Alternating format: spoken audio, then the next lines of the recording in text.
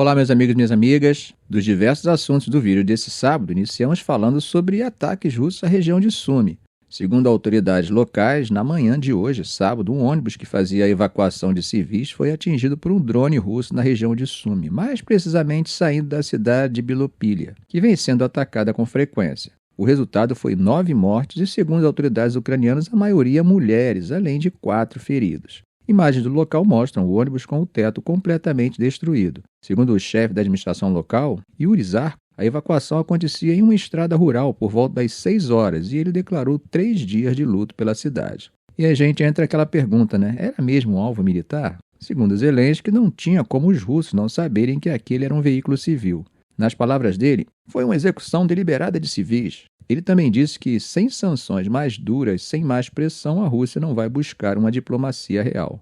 Já Moscou, por outro lado, disse, por meio da agência estatal TASS, que atacou uma área de concentração de equipamento militar ucraniano na região, não mencionando os civis diretamente, né? Situações como essa, gente, nos assustam pelo fato de que, ao que parece, essa guerra não dá sinais de que está perto de acabar, hein? As negociações não avançam. Fontes ucranianas disseram que os representantes russos exigiram a retirada total das tropas de Kiev de 4 regiões, Donetsk, Zaporizhia, Kherson e Luhansk. Só depois disso, segundo os russos, haveria espaço para falar de cessar-fogo. A porta-voz do Kremlin preferiu não comentar as condições colocadas. Já o principal negociador russo, Vladimir Medinsky, afirmou que os dois lados devem agora apresentar suas visões sobre um possível cessar-fogo, mas sem dar qualquer prazo ou sinal de urgência. Peskov, o porta-voz de Putin, reforçou que o foco imediato deve ser a troca de prisioneiros, antes de qualquer nova rodada de negociações. E ainda disse que há questionamento sobre quem teria autoridade para assinar um acordo em nome da Ucrânia. Como vocês podem perceber, isso acaba reacendendo aquelas discussões sobre a legitimidade da liderança ucraniana aos olhos de Moscou, né? O que complica ainda mais o cenário. Enquanto isso, Zelensky vem pedindo sanções mais duras contra a Rússia. A resposta tem sido meio dividida. A União Europeia, segundo Ursula von der Leyen, trabalha num novo pacote de sanções. Mas depois de mais de 3 anos de medidas, muita gente se pergunta até onde ainda é possível sufocar a economia russa de forma efetiva. Macron, que está em Tirana, num encontro com líderes europeus, incluindo Starmer do Reino Unido, disse que as conversas em Istambul não renderam nada. Para ele, o que está em jogo agora é a resposta ao que chamou de cinismo por parte de Putin.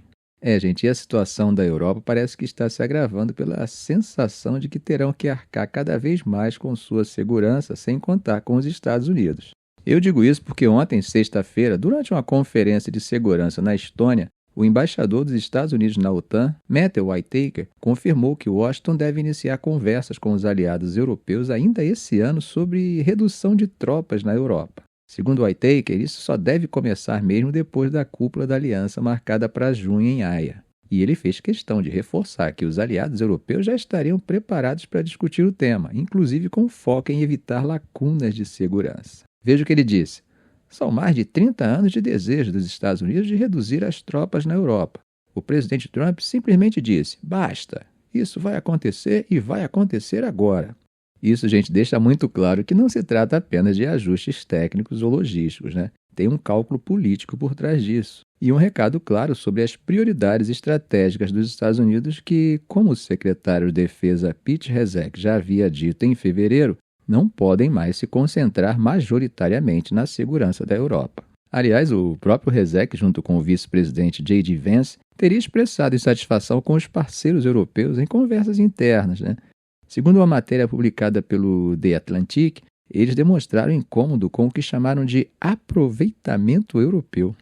Essa percepção de que os europeus não estariam fazendo a parte deles no financiamento da própria defesa tem sido um ponto constante na crítica da atual administração dos Estados Unidos. É isso, gente, claro, né? Reforça os temores sobre o comprometimento real dos Estados Unidos com a OTAN. Ainda mais quando lembramos que Trump já chegou a dizer que os Estados Unidos não protegeriam membros da aliança que gastam pouco com defesa e que ele próprio tem demonstrado certa relutância em continuar apoiando a Ucrânia na guerra contra a Rússia. Mesmo assim, o Whitaker tentou tranquilizar os aliados, né? Ele disse com todas as letras que os Estados Unidos não estão se retirando da aliança e prometeu: continuaremos sendo um grande amigo e um grande aliado. Mas ao mesmo tempo ele fez um alerta direto à União Europeia, criticou a possibilidade de o bloco impor restrições às compras de defesa por empresas de fora da União Europeia. Segundo ele, isso prejudicaria a interoperabilidade dentro da OTAN, atrasaria o rearmamento europeu, aumentaria os custos e sufocaria a inovação tecnológica no setor de defesa. Bom, gente, então o que a gente vê aqui é uma mudança de eixo clara, né? Os Estados Unidos querem definir o papel que exercem dentro da OTAN e na defesa da Europa. E isso não é de agora. Mas com Trump de volta ao centro da política externa, essas mudanças estão vindo com um tom mais direto, mais impaciente e com menos margem para a hesitação. A grande dúvida agora é como os europeus vão responder a isso, né? Vão assumir mais responsabilidades? Vão acelerar os investimentos em defesa? E até que ponto essa reorganização da presença militar americana pode acabar alterando o equilíbrio estratégico no leste europeu, né? Especialmente diante da guerra em curso. Bom, gente, mudando para o Oriente Médio. Nesse sábado, líderes árabes reunidos em Bagdá fizeram um apelo bem claro por um fim imediato da guerra em Gaza. Mas não foi só isso, tá? O tom das críticas a Israel subiu bastante. Muitos acusaram o governo israelense de estar tentando, de forma deliberada, expulsar a população palestina da faixa de Gaza por meio de uma campanha que vem sendo descrita como sistemática e destrutiva. Segundo o presidente do Egito, Sisi, o que está em curso são crimes sistemáticos, com o objetivo de, nas palavras dele, aniquilar os palestinos e acabar com sua presença na faixa de Gaza. Já o primeiro-ministro do Iraque, Mohamed Si al-Sudani, foi ainda mais direto ao dizer que Israel está praticando G... O secretário-geral das Nações Unidas, Antônio Guterres, também participou da cúpula e reforçou que nada justifica o castigo coletivo ao povo palestino.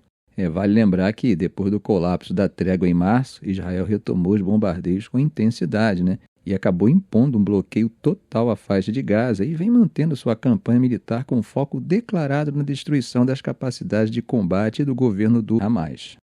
Só que, segundo as autoridades de saúde em Gaza, esse esforço militar já provocou mais de 53 mil mortos e deslocou praticamente toda a população da região, que hoje soma cerca de 2,3 milhões de pessoas. O que a gente vê pelas fotos é devastação quase total, né? Bom, do lado israelense, a justificativa já é conhecida, né? O governo alega que o Hamas se esconde entre civis e usa áreas urbanas para operar, o que, segundo eles, dificulta qualquer operação militar limpa. Já o Hamas nega essa prática. Agora, olhando para o histórico do conflito, até que ponto a guerra está de fato enfraquecendo o Hamas e não apenas alimentando um ciclo contínuo de destruição e resistência, hein? O chefe de ajuda humanitária das Nações Unidas, Tom Fletcher, perguntou diretamente ao Conselho de Segurança se vai agir para evitar esse G... E o Iraque, tentando dar uma resposta mais concreta, anunciou a criação de um fundo para reconstrução em áreas árabes destruídas pela guerra, começando com uma promessa de 20 milhões de dólares para Gaza e outros 20 milhões para o sul do Líbano, que também foi alvo recente de ataques israelenses contra o Hezbollah. Bom, gente, dando um pulinho no Nordeste Asiático, a Coreia do Norte voltou a escalar sua retórica e suas demonstrações de força, hein? Kim Jong-un supervisionou exercícios da Força Aérea do país e fez questão de afirmar que é hora de todas as unidades do Exército avançarem na preparação para a guerra. De acordo com a KCNA, agência estatal norte-coreana, os treinamentos incluíram lançamento de mísseis ar-ar a partir de jatos MiG-29. Analistas sul-coreanos identificaram o armamento como uma versão local de um míssil desenvolvido pela Rússia, o que, se confirmado, acaba reforçando ainda mais os laços entre Pyongyang e Moscou. Nas últimas semanas, Kim supervisionou o teste de mísseis, visitou fábricas de tanques e munições, fez um raro gesto diplomático visitando a embaixada russa em Pyongyang e acompanhou exercícios com unidade de operações especiais. E como se não bastasse, Pyongyang reagiu com dureza a uma decisão do Departamento de Estado dos Estados Unidos que manteve o país na lista de governos que não cooperam com o combate ao T... Só para lembrar vocês, a Coreia do Norte está nessa lista desde 1997, tá? Em resposta, um porta-voz do Ministério das Relações Exteriores norte-coreano disse que os Estados Unidos estão aumentando o que chamou de hostilidade irreconciliável e que o país tomará medidas eficazes e apropriadas para responder a qualquer provocação. Bom, gente, para terminar, vamos falar agora de um tema mais leve, que envolve tecnologia e geopolítica ao mesmo tempo. Segundo o New York Times, a Casa Branca e autoridades do Congresso dos Estados Unidos estão de olho em um possível acordo entre a Apple e a Alibaba. A ideia seria permitir que a inteligência artificial da empresa chinesa fosse integrada aos iPhones vendidos na China. O que preocupa os americanos é que esse acordo poderia ajudar a China a fortalecer sua capacidade em IA, além de ampliar o alcance de chatbots chineses que operam sob regras rígidas de censura. Outro ponto sensível seria o fato de que a Apple, com esse movimento, ficaria ainda mais exposta às leis chinesas sobre censura e compartilhamento de dados. Segundo o jornal, 3 fontes familiarizadas com o assunto confirmaram essas preocupações. Mas nem a Apple nem a Alibaba responderam aos pedidos de comentário, tá? Em fevereiro, a Alibaba chegou a confirmar essa parceria com a Apple para oferecer suporte aos serviços de IA do iPhone na China. Para a empresa chinesa, esse acordo representa um avanço importante no mercado local de inteligência artificial, que está cada vez mais competitivo, com nomes como o DeepSeek e Humanos ganhando destaque por desenvolver modelos mais baratos do que os ocidentais. Ficamos por aqui. Se esse vídeo foi útil a você, faça um comentário, compartilhe em suas redes sociais, dê um like. E é claro, se ainda não for inscrito, inscreva-se no canal e ative o sininho para não perder os próximos vídeos. Ok, gente? Um grande abraço do professor Arão Alves.